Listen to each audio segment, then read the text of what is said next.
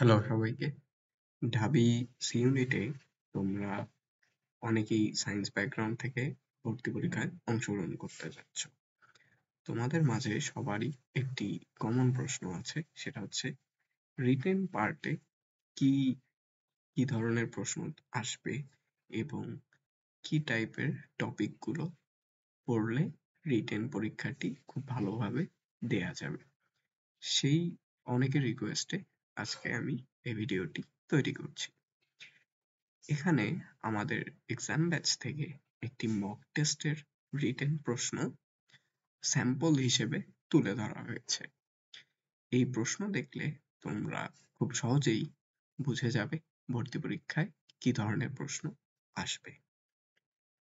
Written part থাকবে 40 মার্কের। তার মধ্যে ফার্স্ট কোয়েশ্চেন আসবে ট্রান্সলেট ইনটু ইংলিশ, মানে বাংলা থেকে ইংলিশে ট্রান্সলেট করতে হবে। 5টা প্রশ্ন থাকবে। এই 5টা প্রশ্নকে বাংলা টু ইংলিশে ট্রান্সলেট করতে হবে। তো তোমাদের এই প্র্যাকটিস করার জন্য তোমরা ঢাবি বিগত 3 বছরের প্রশ্ন কালেক্ট করতে পারো, বা যদি না থাকে আমাকে হোয়াটসঅ্যাপে মেসেজ করতে পারো, আমি প্রশ্নটি তোমাদের দিয়ে দেব। তো সেখান থেকে রিটেন পার্টের প্রশ্নগুলো প্র্যাকটিস করতে হবে।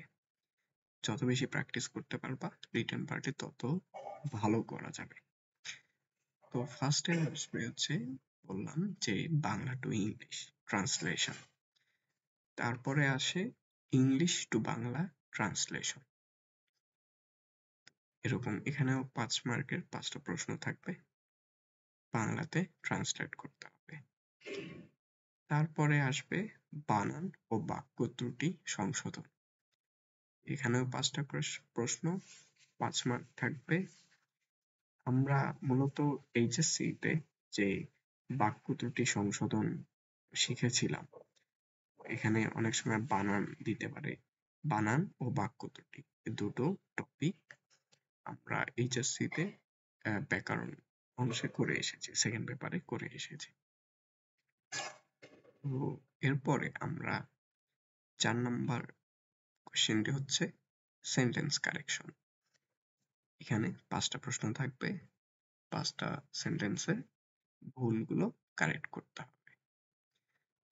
তারপরে আসবে আইসিটি পার্ট। আইসিটি পার্টে 10টা কোয়েশ্চেন থাকবে, প্রতিটা 1 মার্ক করে। তারপরে ম্যাথ 10টা কোয়েশ্চেন, প্রতিটা 1 মার্ক করে। এইরকম স্যাম্পল ম্যাথ থাকবে।